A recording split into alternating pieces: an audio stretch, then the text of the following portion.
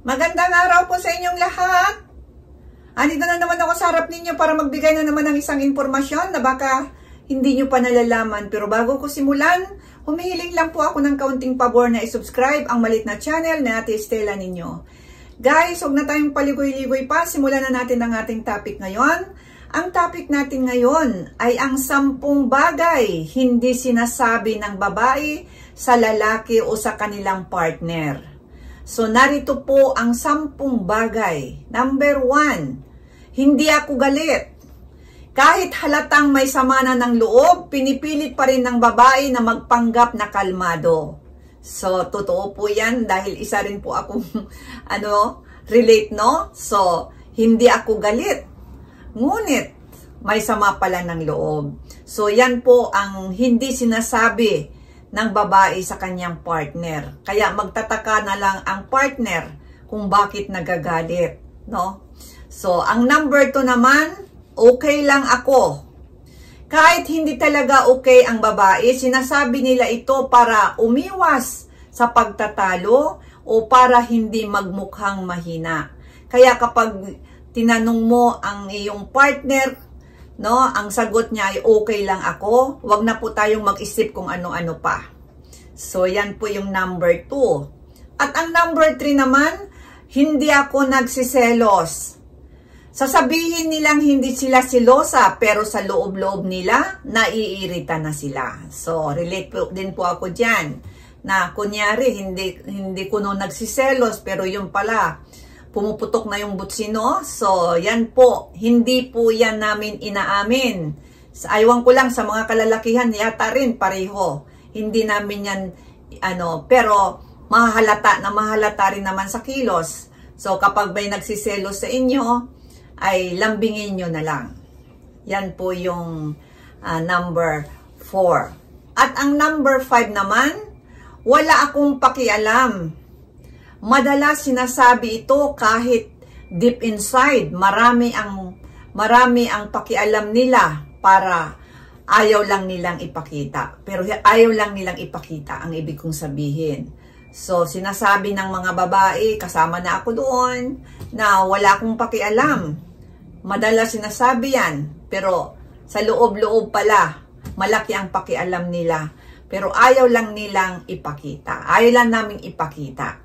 Pero bago ko ipagpatuloy, paalala lang po, ang mga ganitong bagay ay hindi palaging intensyon para lukuhin o manloko sa partner.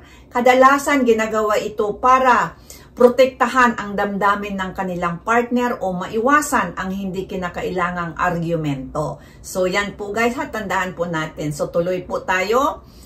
Ang pang-anim naman natin, ang mura lang nito. Kapag tinatanong po natin ang sagot ng partner mo, ang mura lang nito. Kung minsan sinasabi nila ito para hindi malaman ng partner ang totoong presyo na binili niya na kung anong bagay, madamit man yan, masufa man yan, o kortina man yan. Parati pong sinasabi kasama na po ako doon, mura lang ito kapag tinatanong ng partner, no? Magkano ba yan?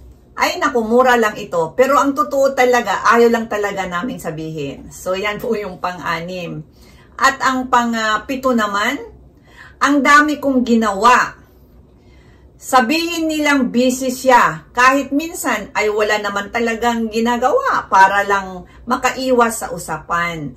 Sa usapan, halimbawa, merong tumawag, tapos hindi na nasagot. Tapos sa sunod niyang pagsagot, sasabihin niya, ba't hindi mo ako sinagot noon?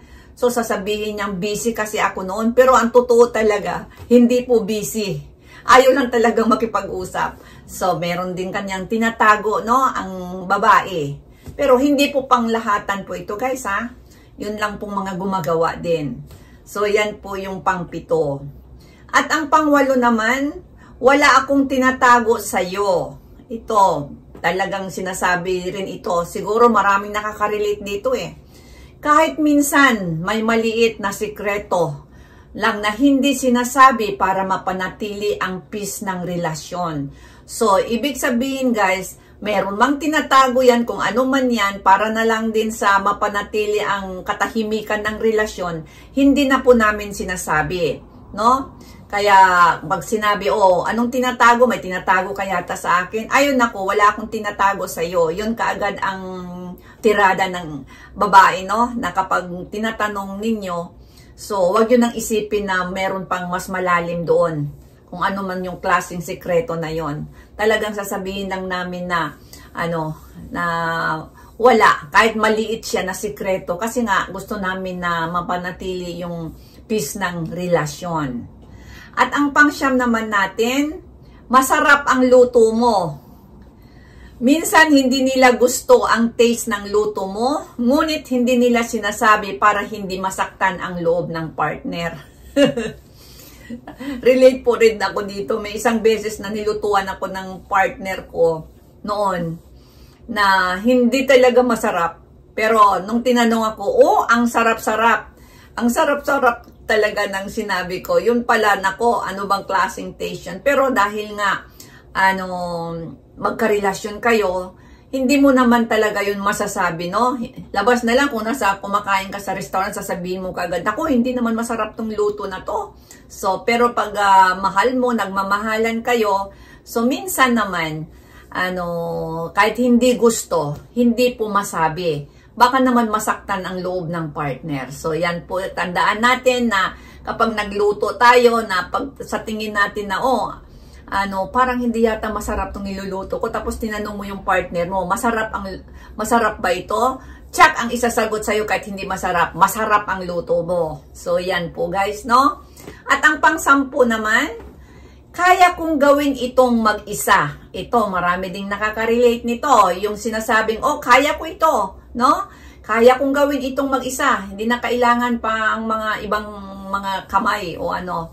So, kahit nahihirapan na, ayaw pa rin humingi ng tulong para ipakitang kaya nilang maging independent. So, ito naman guys, mababae o malalaki, sinasabi rin ito, no? Kahit ang mga lalaki na kapag, mas lalo na ang lalaki, na, sige na, ako na lang mag-isa, kaya ko itong gawin. Sa babae pa siguro, mas kakaunti kasi lalo na kung mabigat, no, na gawain, talagang humihingi ng tulong mula sa lalaki.